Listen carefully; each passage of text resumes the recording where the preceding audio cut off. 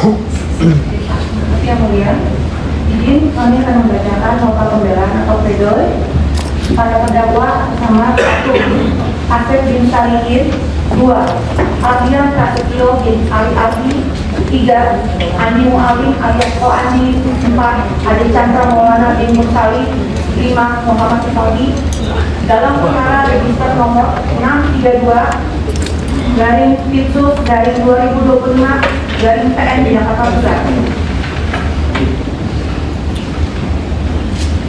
Majelis Hakim yang mulia, jaksa penuntut umum yang kami hormati, hadirin sidang yang kami muliakan, sebelum kami menyampaikan isi materi nota pembelaan atau pledoi kami selaku advokat terdakwa 1 sampai dengan 5 ucapkan selamat Hari Raya Idul Fitri bagi majelis hakim, jaksa penuntut umum, para terdakwa dan hadirin sidang yang merayakan. Mohon maaf lahir dan batin atas segala kesalahan yang telah kami perbuat sengaja maupun tidak sengaja.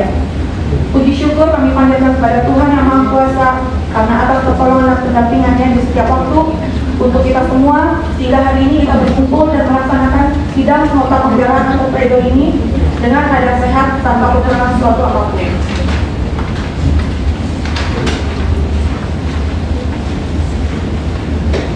Majelis Hakim yang mulia, jaksa penuntut umum yang kami hormati, setelah kita melewati proses persidangan yang sangat panjang sejak bulan Oktober 2025, tidak terasa hari ini adalah kesempatan bagi para terdakwa melalui advokatnya untuk menyampaikan terkait sanggahan atas tuntutan jaksa penuntut umum.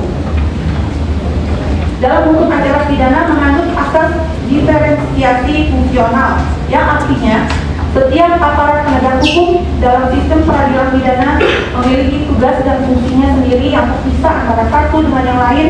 Asas ini menempatkan setiap penegak hukum sejajar satu dengan yang lain. Perbedaan ini terlihat sangat jelas dan berbanding jauh jika jaksa penuntut umum menganut azas praduga tak bersalah. Jika jaksa penuntut umum menganut azas praduga bersalah, maka advokat menganut azas sebaliknya, yaitu azas praduga tidak bersalah. Oleh karena itu, disinilah peran hakim sangat dibutuhkan sebagai benteng atau tombak terakhir keadilan tanpa memandang suara terbanyak publik, pengaruh, tekanan, ancaman dari manapun dan siapapun. Dan kami masih percaya bahwa keadilan di Indonesia adalah perjuangan yang masih hidup sampai saat ini. Majelis Hakim yang mulia, jaksa penuntut umum yang kami hormati, terdakwa 1 sampai dengan 5, kami advokat terdakwa 1 sampai dengan 5 menyatakan tidak sependapat dengan saudara jaksa penuntut umum dalam mengambil kesimpulan untuk menuntut terdakwa telah terbukti secara sah dan meyakinkan bersalah melakukan tindak pidana narkotika yang diatur di dalam pasal 114 ayat 2 Undang-Undang RI nomor 35 tahun 2009 tentang narkotika sebagaimana telah diubah dengan Undang-Undang nomor 1 tahun 2026 tentang penyesuaian pidana. Oleh karena itu, perkenankanlah kami selaku advokat dari terdakwa 1 sampai dengan 5 menyampaikan poin-poin pembelaan kami yang pada pokoknya sebagai berikut. 1.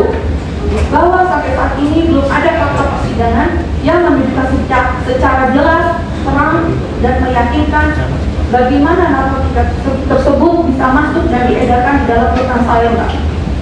Dalam surat dakwaan jaksa penuntut umum hanya disebutkan bahwa narkotika tersebut diperoleh terdakwa 6 dari saudara Andre. Tetapi terkait bagaimana proses narkotika tersebut dapat berhasil lolos masuk ke rutan Salemba masih belum terungkap sama sekali di persidangan. Tentu hal ini merupakan kejanggalan yang serius yang seharusnya dapat diungkap secara jelas dalam persidangan. Bukankah pihak rutan Salemba memiliki CCTV serta prosedur pemeriksaan yang ketat dalam setiap akses keluar masuk? Jika demikian, seharusnya dapat diketahui dan diungkap secara jelas bagaimana narkotika tersebut bisa masuk ke dalam rutan Salemba, sehingga dapat membuat kasus ini menjadi semakin terang benderang. Dan seharusnya saudara Andre pun turut diproses juga dalam perkara ini, sebab dialah yang berperan sebagai pengedar utama dalam perkara ini. 2. Bahwa terdakwa 1 sampai dengan 5 tidak saling mengenal satu sama lain saat dipertemukan di pos penjagaan depan P2U Rutan Salemba, Jakarta Pusat dan dipaksa oleh penyidik kepolisian untuk saling mengenal.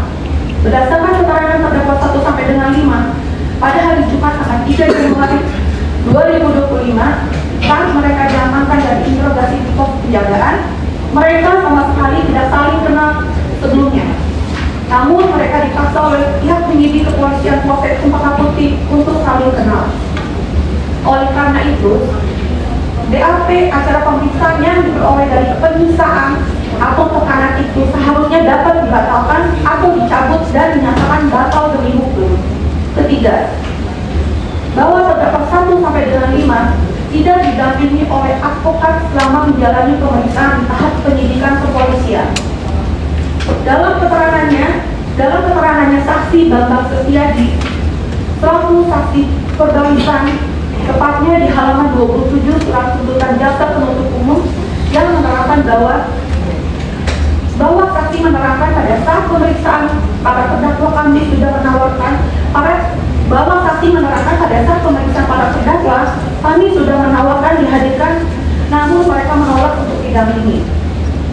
Seharusnya beliau sebagai penyidik yang mempunyai pengalaman matang seharusnya paham akan prinsip hukum acara pidana secara presisi, bahwa jika tersangka tidak mampu menunjuk advokat sendiri, penyidik wajib menunjuk penasihat hukum bagi tersangka yang disangkakan melakukan tindak pidana dengan ancaman pidana mati atau penjara 15 tahun ke atas, atau bagi mereka yang tidak mampu yang diancam pidana 5 tahun atau lebih, yang sebagaimana diatur di ketentuan KUHP sebelumnya, yaitu di ketentuan pasal 5 KUHP.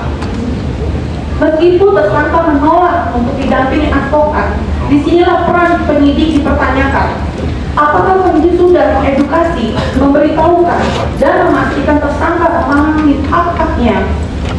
Sebagaimana juga dengan keterangan Dr. Anas Sovanto, SRMH, saksi ahli hukum pidana, yang memberikan keterangannya di persidangannya itu, secara filosofis hukum peradilan pidana sebenarnya dibentuk oleh negara adalah bagian dari perlindungan hak asasi manusia terdakwa. Penasihat hukum harus hadir di samping terdakwa karena ini adalah nasib yang dipertaruhkan oleh warga negara yang status terdakwa. Oleh karena itu, jika seandainya saat itu penyidik sudah mengedukasi, memberitahukan dan memastikan tersangka memahami hak-haknya, tidak mungkin terdakwa 1 sampai dengan 5 menolak untuk didampingi oleh advokat. 4. Bahwa barang bukti tidak ditemukan bersama dengan tubuh terdakwa 1 sampai 5 saat penangkapan. Majelis Hakim yang mulia, secara hukum, prinsip bahwa barang bukti harus menyertai tersangka dalam setiap tahap proses peradilan. Beberapa alasan yuridis dan teknis mengapa pemisahan keduanya dilarang atau dianggap melanggar prosedur. Pertama, kepastian hukum. Kedua, hak terdakwa untuk mengonfirmasi. Ketiga, efektivitas persidangan. Majelis Hakim yang mulia, fakta persidangan menunjukkan bahwa barang bukti yang ada masing-masing tidak ditemukan pada tubuh maupun dalam penguasaan langsung para terdakwa 1 sampai dengan 5, serta tidak ada berita acara penyitaan yang sah dan ditambah tidak ada saksi independen yang menyaksikan proses penggeledahan dan penyitaan tersebut.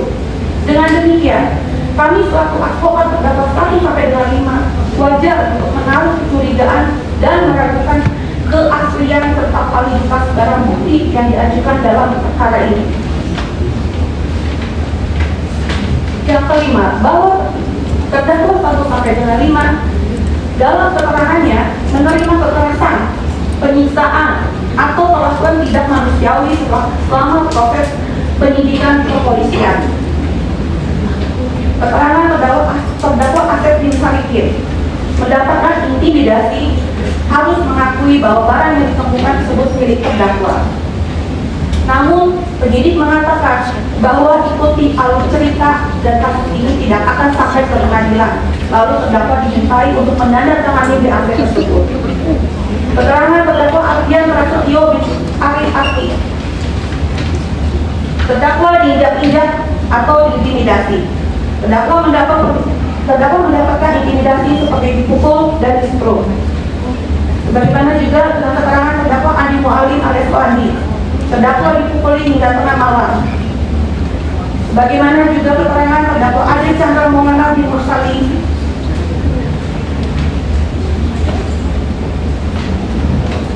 terdakwa mendapatkan intimidasi seperti dipukul dan distruk. Sebagaimana juga dengan keterangan terdakwa Muhammad Rifaldi, terdakwa merasa trauma dengan kepolisian pada saat penandatanganan tidak diminta oleh polisi untuk membaca, tetapi langsung menandatangani. Oleh karena itu, berita acara pemeriksaan yang diperoleh dari penyiksaan atau tekanan itu seharusnya dapat dibatalkan atau dicabut dan dinyatakan batal demi hukum. Karena bahwa dalam perkara ini masih ada keterlibatan Umar, Ade, Jaya, Febri yang terlibat. Majelis Hakim yang mulia, sebab penanganan setiap keterlibatan dalam perkara narkotika harus dilakukan secara menyeluruh agar menimbulkan efek jerah bagi pelaku dan secara efektif memutus rantai peredaran narkotika. Setuju bahwa terdakwa 1 sampai dengan 5 adalah tulang punggung keluarga. Majelis Hakim yang mulia, kami memohon kebijaksanaan yang mulia untuk mempertimbangkan keadaan pribadi terdakwa 1 sampai dengan 5. Para terdakwa adalah tulang punggung bagi keluarganya. Asep bin Sarikin, terdakwa 1, mempunyai tanggung jawab untuk mengurus orang tuanya. 2. Agian Prasetyo bin Ali Akhi, terdakwa 2, mempunyai tanggung jawab untuk mengurus orang tuanya saat ini sudah menjadi orang tua tunggal. 3. Andi Mualim alias Pak Andi, terdakwa 3, sudah mempunyai anak yang masih berumur 6 tahun. Ade Chandra Maulana bin Mursali, terdakwa 4, saat ini masih dalam pemulihan penyakit TBC sehingga membutuhkan pemulihan intensif dan pengobatan jangka panjang. 5. Muhammad Rifaldi, terdakwa 5, sudah mempunyai anak yang masih berumur 6 tahun dan 8 tahun. Demi rasa kemanusiaan dan keadilan, kami memohon agar majelis hakim yang memeriksa dan mengadili perkara ini berkenan untuk memberikan keringanan hukuman atau putusan yang seringan-ringannya bagi para terdakwa. 8. Bahwa terdakwa 1 sampai dengan 5 tidak mengetahui sama sekali barang yang dititipkan kepada mereka adalah narkotika. Majelis Hakim yang mulia, para terdakwa 1 sampai dengan 5 tidak memiliki pengetahuan maupun kesadaran bahwa barang yang mereka bawa merupakan narkotika. Mereka semata-mata menjalankan titipan tersebut karena tergiur imbalan yang akan diterima. Kami menyadari bahwa tindakan para terdakwa 1 sampai 5 tetap merupakan suatu kelalaian. Namun, para terdakwa 1 sampai dengan 5 sangat menyesali kelalaiannya. Terdakwa 1 sampai dengan 5 berjanji untuk lebih berhati-hati di kemudian hari. 9. Bahwa kami memohon kepada majelis hakim yang mulia agar para terdakwa tidak dikembalikan kembali ke lapas Nusa Kambangan.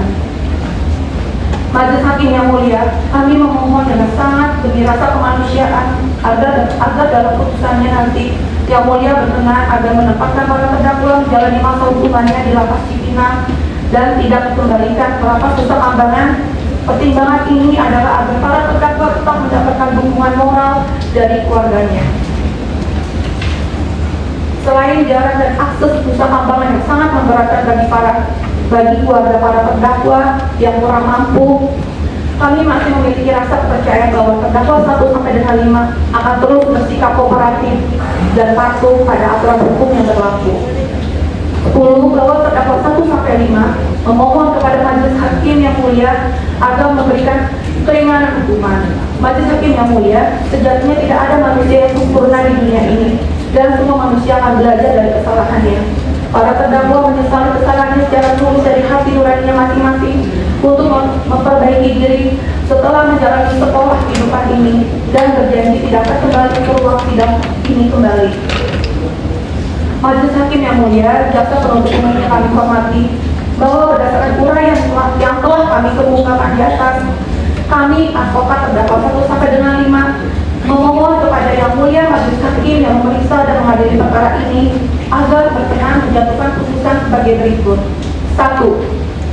Menerima nota pembelaan advokat terdakwa 1 sampai dengan 5. 2. Menyatakan bahwa terdakwa 1 sampai dengan 5 tidak terbukti secara sah dan tidak meyakinkan sepenuhnya melanggar pasal 114 ayat 2 Undang-Undang RI Nomor 35 Tahun 2009 tentang narkotika sebagaimana telah diubah dengan Undang-Undang Nomor 1 Tahun 2026 tentang penyesuaian pidana. 3. Memberikan keringanan hukuman terhadap terdakwa 1 sampai dengan 5. 4. Menempatkan terdakwa 1 sampai dengan 5 menjalani masa hukumannya di Lapas Cipinang, Jakarta. 5. Membebankan biaya perkara ini kepada negara. Apabila Yang Mulia Majelis Hakim berpendapat lain, mohon putusan seadil-adilnya. Mohon putusan seadil-adilnya. Mohon putusan seadil-adilnya. Mohon putusan seadil-adilnya. Demikianlah kan atas perhatiannya kami tim penasihat hukum terdakwa mengucapkan terima kasih. Jakarta, 2 April 2026. Hormat kami, advokat terdakwa 1 sampai dengan 5. Ditandatangani.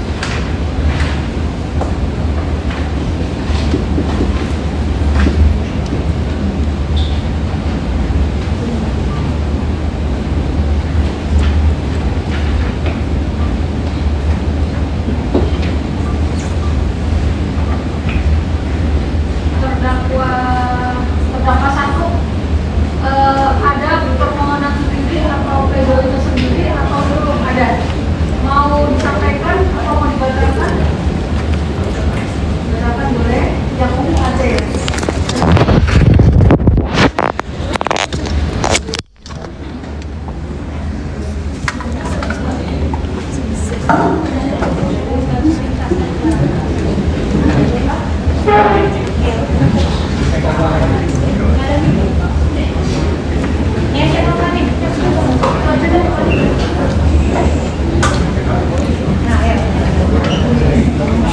Assalamualaikum warahmatullahi wabarakatuh. Yang terhormat Presiden Republik Indonesia, yang terhormat